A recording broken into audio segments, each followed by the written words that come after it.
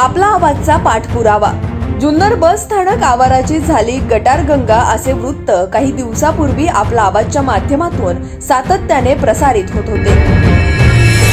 रस्त्याची झालेली दुरावस्था, मोठमोठे खड्डे आणि त्यात साचलेलं पाणी, साठलेल्या पाण्याची दुर्गंधी, वाढलेले मोठमोठे गवत यामुळे प्रवासी, ज्येष्ठ नागरिक, शाळकरी मुले त्रस्त झालीत.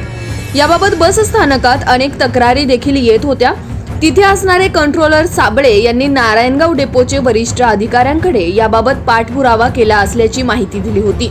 आमचे निवासी संपादक पवन गाडेकर यांनी नारायणगाव डेपोचे अधिकारी सूर्यवंशी यांच्याशी संपर्क साधला असता महामंडळाकडे पुरेसे पैसे उपलब्ध नसल्याने काम करता येत नाही अशी प्रतिक्रिया सूर्यवंशी यांनी दिली होती. बस स्थानकातील घाणीच्या साम्राज्यामुळे पसरत असलेल्या दुर्गंधीने प्रवाशांच्या आरोग्याचा प्रश्न ऐरणीवर आलाय. शौचालय असूनही शौचालयाकडे जाणाऱ्या रस्त्यावर मोठमोठे खड्डे व त्यात पाणी साचल्याने शौचालयाचा देखील सर्वांना वापर करता येत नाही. सध्या शहरात टायफॉइड आणि डेंग्यूचे रुग्ण मोठ्या प्रमाणात आढळत आहेत. त्यात प्रवाशांसोबत ज्येष्ठ नागरिक, शाळा व कॉलेजच्या मुलांचे एसटी बसने प्रवास करण्याचे प्रमाण जास्त आहे. सततचा पडणारा पाऊस, साचणारं पाणी यामुळे डासांचं प्रमाण देखील वाढत आहे. प्रशासनाने वेळीच याबाबत गांभीर्याने दखल घेणे गरजेचे होते. मात्र निधीच उपलब्ध नाही तर प्रशासनाकडून काय अपेक्षा ठेवणार? अखेर ही परिस्थिती विद्यमान आमदार अतुल बेनके यांच्या निदर्शनास आणून दिल्यानंतर समस्येची गंभीर दखल घेऊन तात्काळ काम सुरू करतो असं आश्वासन दिलं होतं. काही कारणास्तव आमदार अतुल बेनके जुन्नरला आले होते. त्यावेळी त्यांनी प्रत्यक्ष जुन्नर बस स्थानकाची पाहणी करून तात्काळ चांगल्या दर्जाचा मुरुम टाकून खड्डे बुजवून घ्यायला सांगतो असे म्हणत त्यांच्या कार्यकर्त्यांना सूचना केल्या व लवकर काम पूर्ण करून घेतो अशी प्रतिक्रिया आपला आवाजशी बोलताना दिली. व पुन्हा एकदा आपला आवाजच्या माध्यमातून ही बाब लक्षात आणून दिल्याबद्दल आमदार बेनके यांनी आपला आवाजचे निवासी संपादक पवन गाडेकर यांचे आभार मानले. आता प्रतीक्षा आहे ती काम लवकरात लवकर सुरू होऊन नागरिकांची, प्रवाशांची सोय होण्याची. पाहुयात हा संपूर्ण आढावा.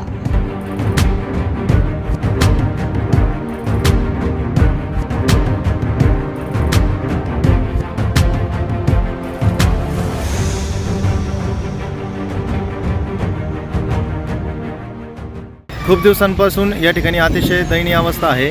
पावसाचं पाणी प्रचंड साचते. येणाऱ्या जाणाऱ्या नागरिकांना, ज्येष्ठ नागरिकांना त्रास होतोय. काही दिवसांपूर्वी मी तुमच्याशी फोनवर बोललो होतो. तुम्ही तात्काळ यावर ॲक्शन घ्याल असं सांगितलं होतं. आता आपण प्रत्यक्ष या ठिकाणी पाहणी करताय. काय परिस्थिती आपण पाहिली आहे, काय सांगाल?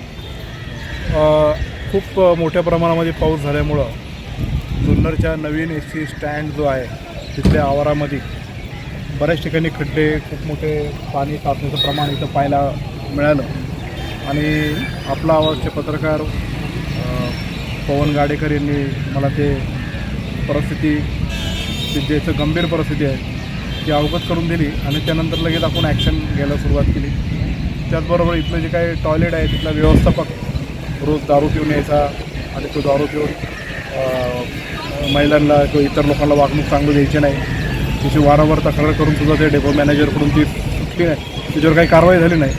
पण ज्यावेळेस मला कळालं तेव्हा आपण त्याला नोटीस इश्यू करून त्याचं निलंबनसुद्धा केलेलं आहे की ज्याच्यामुळं हे टॉयलेट्स आणि इथलं व्यवस्थापन चांगलं राहील. राहिला विषय आता थोडासा पावसाची शांतता झालेली आहे. आता मी तहसीलदार साहेबांशी बोललो आहे. इथले स्थानिक सरपंच आहेत संतोषजी केदारी, बाळासाहेब सदाकाळ, नगरपालिकेचे आमचे नगरसेवक आहेत भाऊ कुंभार, फिरोजभाई पठाण यांच्याशी चर्चा करून ते आम्ही लगेचच आमच्या स्वतःच्या प्रयत्नांनी एक JCB आणि ट्रॅक्टर ट्रॉली लावतो आहे. इथं मुरुम टाकून हा खड्डा बुजवून तात्पुरता या परिसरामध्ये सगळं व्यवस्थितपणा येईल अशा प्रकारची योजना करतो आहे. एसटी महामंडळाकडं एसटी आगाराच्या डेव्हलपमेंटसाठी कुठल्या प्रकारचा निधी नाही आहे. पण ह्या सगळ्या गोष्टी आम्ही स्वतः वैयक्तिकरित्या 4-5 दिवसामध्ये करण्याचा आमचा प्रयत्न आहे. आणि नंतरून मी परिवहन मंत्री असेल त्यांच्याकडे सांगून की आमच्या तालुक्यातले प्रमुख जे 4 एसटी स्टँड आहेत आणि त्याचबरोबर जुन्नरचा जो स्टँड आहे जो खालचा 1 नंबर वेशीपाशी आहे तिथं पण बरेच लोकांची ये जा असते. तिकडं अनेक बस थांबतात. तिकडचं कंपाऊंड वॉल केले तर थोडंसं अर्धवट राहिलं आहे. तिकडचं पण निवारा शेड जरा नवीन बदललं पाहिजे, टॉयलेट्स केले पाहिजे. त्याच्यासाठी पण परिवहन मंत्र्यांकडून मागणी करून त्याचं प्रकारे करेल. पण आता तात्पुरता आपला आवाज जे काही दखल आणून दिली आहे आणि परिस्थिती गंभीर सांगितले त्याची आम्ही लगेच एक 4-5 दिवसामध्ये या परिसरात मुरुम टाकून एक चांगला दाड दर्जेचं नाही मातट असं नसणार असं टाकून इथं लेवल करून ते पाणी वगैरे बुडवेल, जेणेकरून माझ्या विशेषतः पश्चिम भागातले जे काही नागरिक आहेत त्यांना इथं त्रास होणार नाही, टॉयलेटला येण्या जाण्याची सोयी होईल आणि इथं घाणीचं साम्राज्य राहणार.